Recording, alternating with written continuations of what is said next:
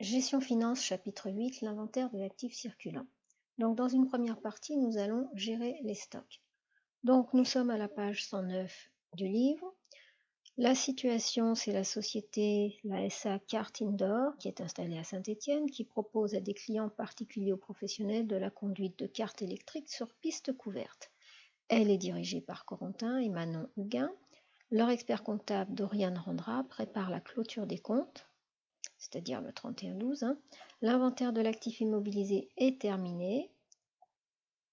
Il s'agit désormais d'aborder les travaux d'inventaire liés aux actifs circulants, stock et créances, clients essentiellement. L'inventaire est complexe car ces éléments d'actifs sont souvent nombreux et changent chaque jour de l'année, mais ne sont pas mis à jour en comptabilité qu'une fois par an. Donc nous tournons la page, nous arrivons sur la situation 1, mettre à jour les stocks après inventaire. Donc on nous dit qu'on dispose de stocks très variés, denrées, boissons, puisque l'entreprise dispose d'un espace bar avec vue sur les pistes de cartes.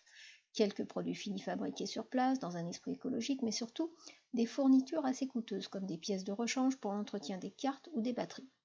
À la demande de Doriane, Manon et Corentin ont fermé l'entreprise une journée et organisé un pointage minutieux de l'ensemble de ces stocks. Alors, regardez bien les documents que vous avez à disposition. Dans un document 1, vous avez un extrait d'une conversation avec l'expert comptable. Dans le document 2, vous avez l'extrait de la balance au 3112N et c'est bien écrit en haut avant inventaire. Donc ça veut dire que les informations qui figurent quand on est avant inventaire, ce ne sont pas les chiffres du 3112, mais les chiffres du 3112 de l'année précédente, c'est-à-dire ceux du 1er janvier. Donc on nous donne la balance, on vous donne des modèles d'écriture et surtout on a des ressources importantes que vous allez lire attentivement qui concernent l'inventaire physique des stocks qui doit être effectué au moins une fois par an, l'inventaire comptable des stocks qui permet de mettre à jour la comptabilité et on vous donne pas mal d'explications. Mais on va tout de suite simplifier et surtout ce qu'il va falloir que vous reteniez, c'est que comptablement les stocks, et c'est ce que vous écrirez en rouge sur votre vidéo, comptablement les stocks sont mis à jour au 31-12. Allez, je vais l'écrire avec vous. Sont mis à jour une fois par an à la fin de l'exercice comptable.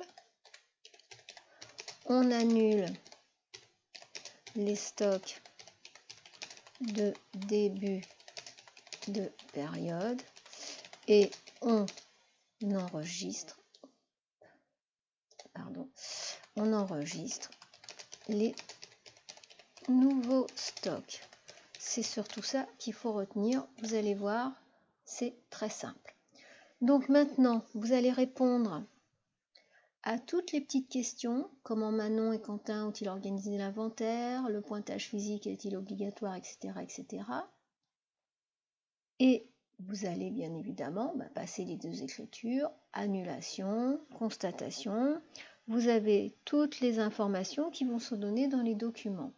Donc, vous faites ce travail.